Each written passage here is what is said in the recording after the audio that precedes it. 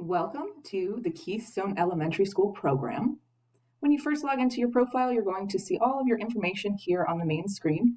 You can actually customize your own profile to make it look like you want by choosing different avatars. You can also choose a different theme. Right now it's on winter.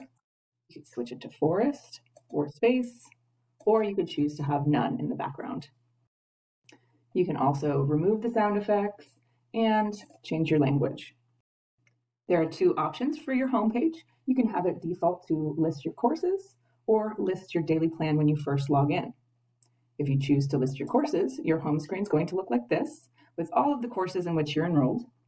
From here, you can select any of your courses, simply click on the course, and then you'll be able to see all of the units that need to be completed for that course and all of the lessons within the unit. You can also see your progress by checking anything that has a filled-in star. If you'll notice, a filled-in star is going to show as complete. A star with a dash will show that it hasn't been mastered, and it also tells you how many stars you need to complete in order to complete an entire unit. If you choose your homepage to default to your daily plan, it's going to look like this. It will tell you the date at the top. It will tell you if you have any Class Connect sessions, and then it will list all of the lessons that you need to complete in that particular day in any of the courses that you have enrolled in. If you scroll ahead, you can check out if there are any Class Connects coming up that week. If there are, when you're on the day for the Class Connect and it's the time of the Class Connect, you'll be able to click on that session and then go in and have a live session with your classmates and your support teacher. Should you miss an online live session or you choose not to join them, they are optional, but all of them will be recorded. So if you click back to the date of the recorded session, you simply just need to click on this link and it will say recorded, and you'll be able to watch the recording of what happened during that live class. Support teachers love to keep open communication with their students, so you also have a messaging section where you can view any assignments that have been marked as complete and commented on. There are also announcements and teacher contacts. So when you click on teacher contacts, if you would like to email your support teacher for that course, you can click on the email button, and then you'll be able to type up an email to that support teacher. This is also where you would come to look for any messages that are from your support teacher. You'll have an inbox, and you would simply click the inbox to view any messages that your support teacher has sent to you. Finally, the online system will have a section of resources for your use at any time. You can access the Big Universe library, which will be utilized for a lot of your online reading, but you can also click on Big Universe to search for books or search for topics that you would like to learn more about. ClassLink will provide you with a variety of learning apps that you can easily access by clicking the ClassLink button and then searching for whatever app you are looking for. For example, typing.com is used heavily throughout the coursework and the lessons, so this would be a good place to come and practice your typing outside of the class lesson. And finally, there's Scholastic Go. Scholastic Go is a great place to come look for research topics if you're interested in learning more about a certain topic, or you've been assigned something to look for in a specific course. You can use Scholastic Go at any time and search for articles that will help you with your research project. And there's your brief overview of the online learning system for the elementary school program. Remember to connect with your support teacher if you have any questions or concerns at all.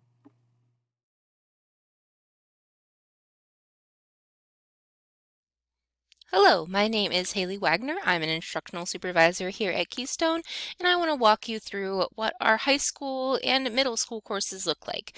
Our middle school and high school programs are very similar, and I'm going to point out some of the differences towards the end of this walkthrough. So first and foremost, when you get your login for Keystone, you'll come here. This is your student app homepage. This is where you'll find all of your courses and additional support materials.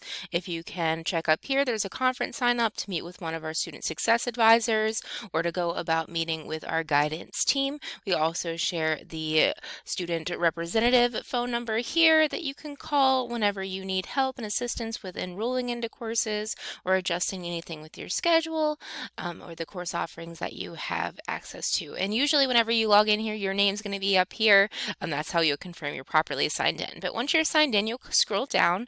I'm going to point out a few things before we jump into courses. So with the middle school and high school links and student resources links, make sure you're checking these out. They have a lot of important information.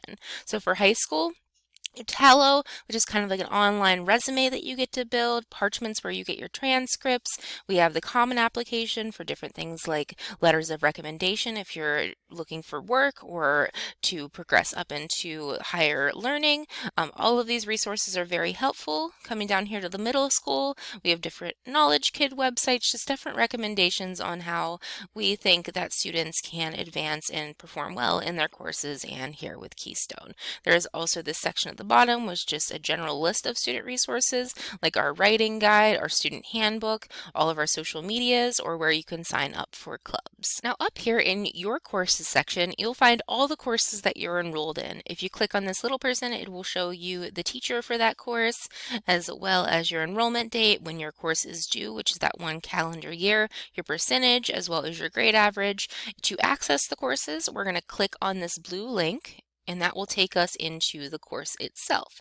This is where you will do all of your work. This is where you'll turn in your work. This is where all of the information is housed, and you can pretty much walk through the information from this perspective. Check out your announcements and come over here to work through your course. There are some important tabs to review your progress.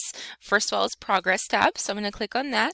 This will give you information about where you stand in the course. It will tell you different information about like your maximum and minimum grades at that time in the course.